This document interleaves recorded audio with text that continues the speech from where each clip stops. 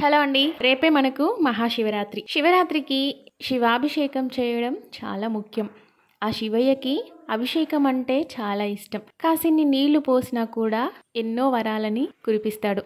కానీ ఇంట్లో శివలింగం లేని వాళ్ళు ఏ విధంగా అభిషేకం చేయాలి, ఏ విధంగా శివలింగాన్ని పెట్టుకోవాలి అనేది ఈ వీడియోలో తెలుసుకుందాం. పసుపుతో ఏ విధంగా శివలింగాన్ని చేయాలి, పూజ అయిపోయిన తర్వాత ఈ పసుపు శివలింగాన్ని ఏం చేయాలి, అవన్నీ ఈ వీడియోలో తెలుసుకుందాం. సో వీడియోని ఎక్కడ స్కిప్ చేయకుండా చివరి వరకు చూడండి. ఇక్కడ నేను శివలింగం చేయడానికి మైదా పిండిని వాడుతున్నాను, లేదంటే మొత్తం పసుపుతో కూడా శివలింగం చేసుకోవచ్చు. ఈ విధంగా మైదా పిండిలో పసుపు యాడ్ చేసి శివునికి ఎంతో ఇష్టమైన విభూదిని కూడా కొద్దిగా యాడ్ చేసి ఈ విధంగా గట్టిగా కలుపుకోవాలి. ఈ పిండిని మనం 3 పార్ట్స్ చేసుకోవాలి. తర్వాత ఒక మట్టి ప్రమిద తీసుకొని దానికి చుట్టూరా పసుపు రాయాలి. ఆ ప్రమిద తడి లేకుండా చూసుకోండి. ఈ విధంగా పసుపు రాయడం వల్ల పిండి ప్రమిదకు అంటుకోకుండా బయటకి ఈజీగా వచ్చేస్తుంది. తర్వాత ఎక్స్ట్రా పసుపుని తీసేయండి. ఇంట్లో శివలింగం లేని వాళ్ళు ఈ విధంగా పసుపుతో శివలింగాన్ని చేసైనా పూజలో పెట్టుకోవచ్చు, లేదంటే సాక్షాత్తు శివస్వరూపమైన రుద్రాక్షని కూడా పూజలో పెట్టుకోవచ్చు.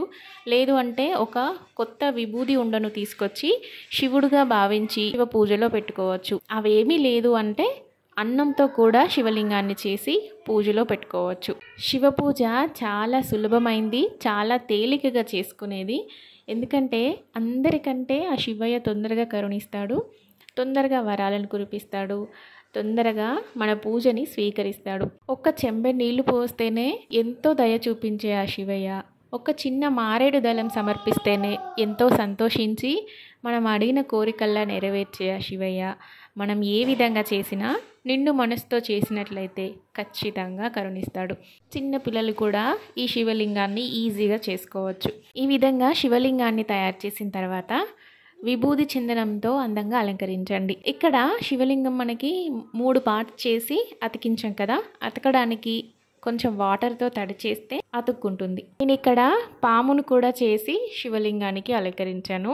తర్వాత రుద్రాక్షలు కూడా నేను వేయడానికి ఇక్కడ అదే పిండిలో కుంకుమను యాడ్ చేసి చిన్న చిన్న రుద్రాక్షలుగా చేసి స్వామికి అలంకరించాను. ఇవన్నీ ఆప్షనల్ అండి, మీ ఇష్టం.